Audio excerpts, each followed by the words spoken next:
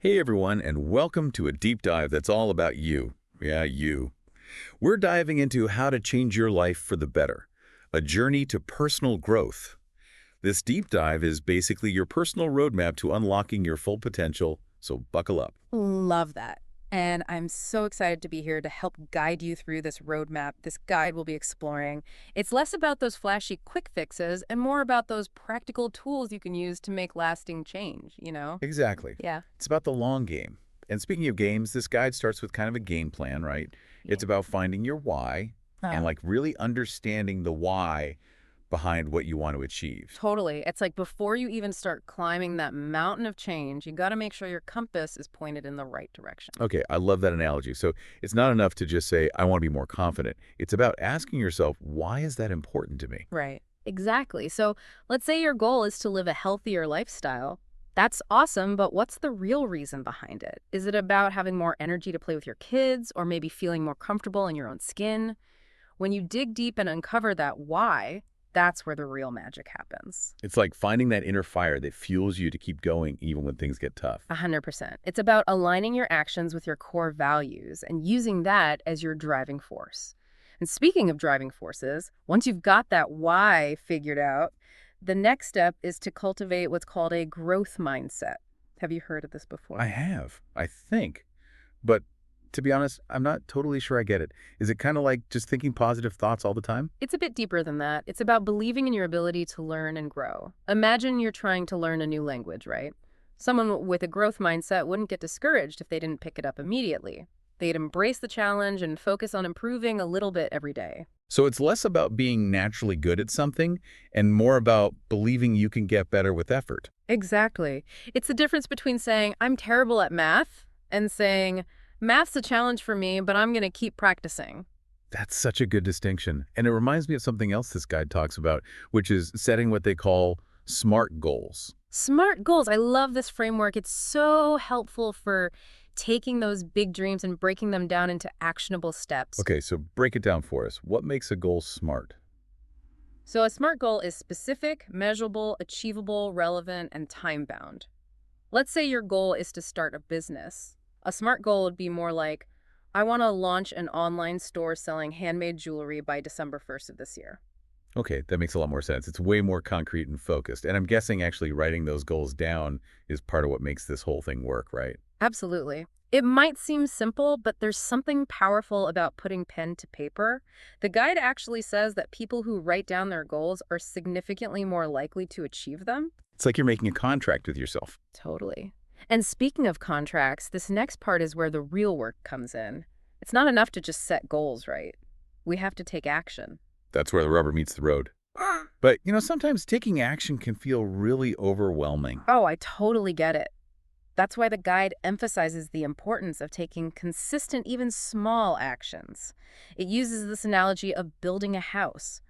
You wouldn't expect to build an entire house in a day, would you? No way. You start with one brick at a time, and slowly but surely it all comes together. Exactly. It's about breaking down those big goals into smaller, more manageable steps. So, what's one small step you could take today towards one of your goals? Hmm. Well, I've been wanting to incorporate meditation into my routine, so maybe I'll aim to meditate for just 5 minutes every morning this week. What about you? I've been meaning to start a gratitude journal, so maybe I'll take a few minutes each evening to write down a few things I'm grateful for. Love that. Small steps lead to big changes, right? Absolutely.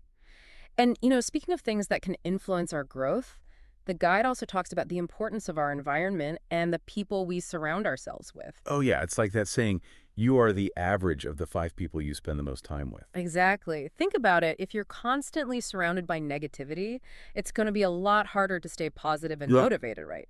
Okay. But if you surround yourself with people who uplift and inspire you, that's a game changer. It's like choosing to climb that mountain with the supportive team instead of trying to go it alone. 100%.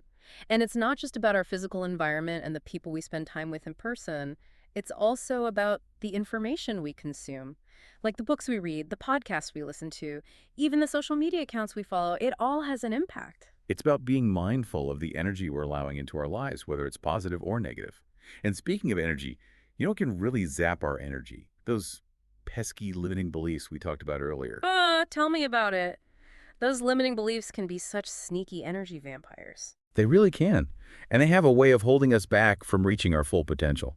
But the good news is that the guide offers some really practical strategies for recognizing and overcoming those limiting beliefs. And we'll dive into those right after the break. Okay, so we're back and ready to tackle those limiting beliefs. I feel like this is something so many of us struggle with. Where do we even begin?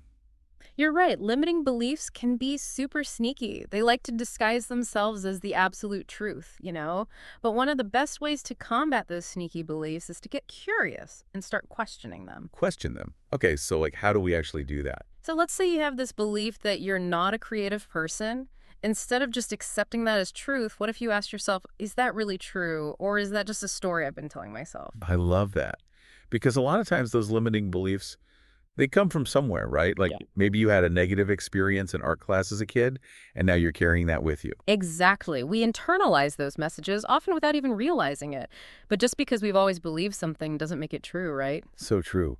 But those beliefs can feel so real. It's like, how do we actually start to shift those deeply ingrained thought patterns? It definitely takes effort. The guide suggests trying this visualization technique.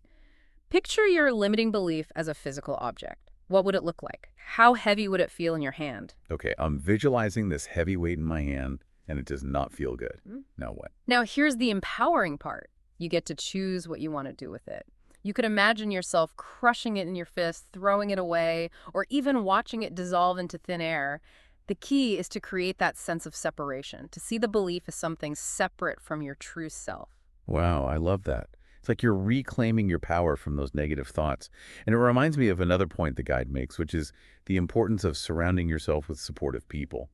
Because it's hard to hold on to those limiting beliefs when you've got a whole cheer squad cheering you on. Yeah, exactly. Our environment plays such a huge role in shaping our thoughts and behaviors. When we surround ourselves with people who uplift and inspire us, it creates this positive feedback loop that can really propel us forward. It's like having a team of Sherpas helping you climb that mountain. But on the flip side, if we're constantly surrounded by negativity or people who doubt our abilities, well, that climb suddenly feels a whole lot harder. You got it. And sometimes we don't even realize how much those negative influences are holding us back until we consciously choose to surround ourselves with more supportive and encouraging people. It's like trading in those energy vampires for a whole crew of cheerleaders. And speaking of energy, this guide really emphasizes the importance of self-care, right? Yes, self-care is not selfish, it's essential. It looks different for everyone. For some, it might be taking a long, relaxing bath. For others, it might be hitting the gym for an intense workout.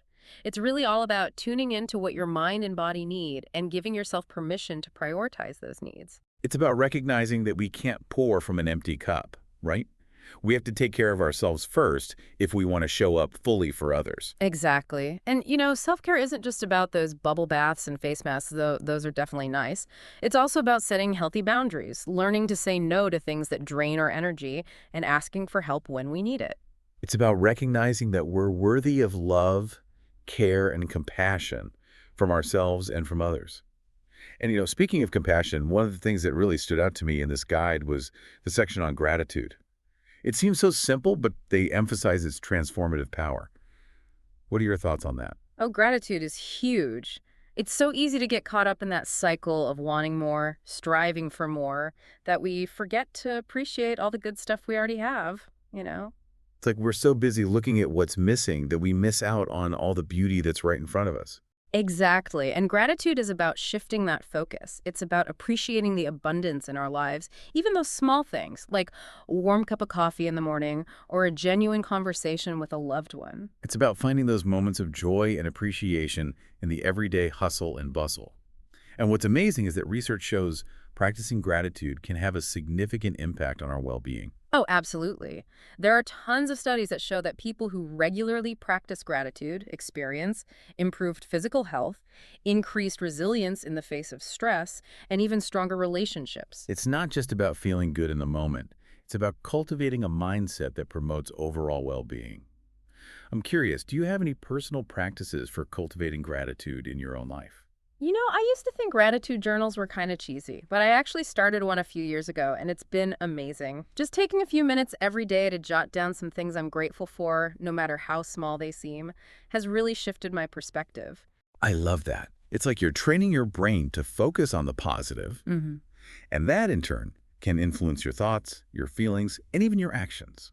It's amazing how powerful those small shifts in perspective can be, right? Just taking a few minutes to appreciate what we have can make such a difference. It's so true. And that idea of shifting our perspective reminds me of another powerful concept from the guide, which is giving back to others. Giving back. Okay, tell me more about that. So often we get caught up in our own little worlds and our own problems, right? But the guide suggests that sometimes the best way to help ourselves is to actually focus on helping others. That's interesting. It's like taking the focus off of our own stuff and putting it towards something bigger than ourselves. Exactly. And there's something incredibly empowering about knowing that even small acts of kindness can make a real difference in the world. Whether it's volunteering our time, donating to a cause we care about, or even just offering a listening ear to a friend who's going through a tough time, giving back allows us to tap into our innate capacity for compassion and generosity. It's like when you do something nice for someone else and you get that warm, fuzzy feeling. It's like that, but amplified by the fact that you're contributing to something larger than yourself. Exactly. And the beautiful thing is that giving back doesn't have to be this big, grand gesture. It's often the small, everyday acts of kindness that have the most profound impact. Like smiling at a stranger, holding the door open for someone, or just offering a genuine compliment. Those little things can really brighten someone's day. Totally. And you never know, those small acts of kindness might inspire someone else to pay it forward, and then it just creates this ripple effect of positivity. Like a chain reaction of compassion. I love that. And you know what? This whole conversation has reminded me of another important aspect of personal growth that I think sometimes gets overlooked, and that's continuous learning. It's so easy to just get stuck in our routines and stop seeking out new knowledge and new experiences. Oh, 100%. It's like that saying, the mind is not a vessel to be filled, but a fire to be kindled. When we stop learning, we stop growing, and when we stop growing, we stagnate. It's about approaching life with that sense of curiosity and wonder, always being eager to expand our horizons and challenge our perspectives. Yes, and that can look like so many different things for different people, right? It could be reading books, taking courses, traveling to new places, or even just having deep, meaningful conversations with people who have different viewpoints than our own. It's about embracing the unknown and being open to new possibilities. Mhm. And that sense of openness, that willingness to learn, it's like a superpower when it comes to personal growth, isn't it? Totally. It allows us to adapt, to change, overcome challenges, and just continuously evolve into the best versions of ourselves. I love that. So as we wrap up this deep dive into unlocking your potential, is there one final nugget of wisdom you want to leave our listeners with? I think the most important thing to remember is that personal growth is a journey, not a destination. There's no finish line. It's all about embracing the process with all its twists and turns and trusting that you have within you the power to create positive change. I love that. What a powerful message. This deep dive has been packed with so many practical strategies and inspiring insights. It's a great reminder that we all have the potential to live more fulfilling and meaningful lives. Absolutely. And the best part is that the journey is uniquely yours. Experiment, find what works for you, and enjoy the ride. Yes, love that. This has been an amazing deep dive. Thank you so much for sharing your wisdom with us. And to our listeners, thank you for joining us on this journey of growth and self-discovery. We'll be back next week with another deep dive into a brand new topic. Until then, keep learning, keep growing, and keep those amazing brains of yours engaged.